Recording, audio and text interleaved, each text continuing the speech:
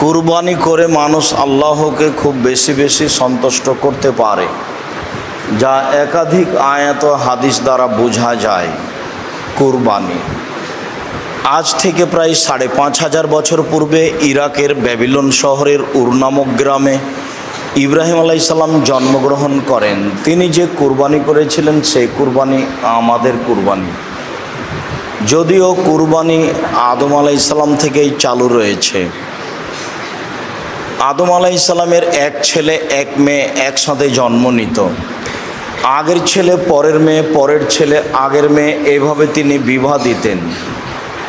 কাবিলের সাথে জন্ম নিয়েছিল ইকলিমা, আর হাবিলের সাথে জন্ম নিয়েছিল লিওয়াজা।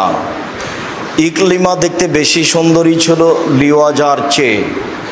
সময় আসলে আদম আলাইহিস সালাম তার নীতি অনুযায়ী বিবাহের প্রস্তাব পেশ করেন। তাতে কাবিল প্রস্তাব প্রত্যাখ্যান করে। কাবিল বলে, আমার সাথে যে মেয়ে জন্ম নিয়েছে আমি তাকে বিবাহ করব। পরিস্থিতি দেখে আদম আলাইহিস সালাম বললেন, তাহলে তোমরা দুইজন আল্লাহর দরবারে কুরবানি পেশ করো, যার কুরবানি কবুল হবে সেই ইকলিমাকে বিবাহ করবে। সেই সময়ের কুরবানি কবুলের পদ্ধতি ছিল আকাশ থেকে আগুন এসে জ্বলে যাবে। যদি আকাশ থেকে আগুন এসে জ্বলে যায় তাহলে বুঝতে হবে কুরবানি কবুল হয়েছে, আর যদি না জ্বলে তাহলে বুঝতে হবে কুরবানি কবুল হয়নি।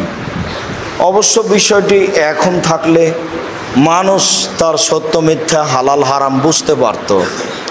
আল্লাহ তাআলা দয়া করে মানুষকে কুরবানির গোশত খাওয়ার সুযোগ দিয়েছেন, মর্মেই হতো মানুষ অবৈধ পয়সা দিয়ে ভুল পদ্ধতিতে কুরবানি করা প্রয়োজন মনে করছে। যেহেতু কাবিল জমি চাষ করত, মর্মে কিছু গম আল্লাহর দরবারে কুরবানি হিসাবে পেশ করলো।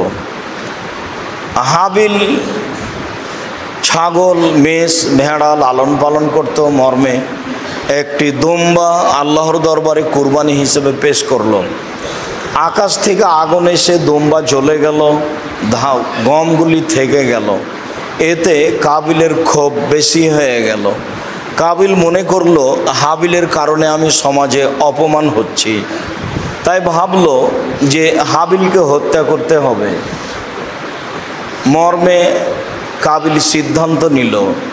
এই কথা আল্লাহ তাআলা সূরা মায়েদায় উল্লেখ করেছেন। আল্লাহ তাআলা বলেন, ঈদ কাররাবা কুরবানান ফাতুকুব্বিলা মিন আহাদিহিমা ওয়া লাম ইতাকাব্বাল মিনাল আখার।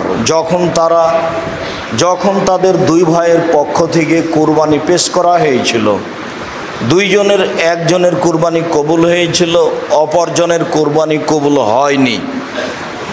যার কুরবানি কবুল হয়নি সে বলেছিল, আমি তোমাকে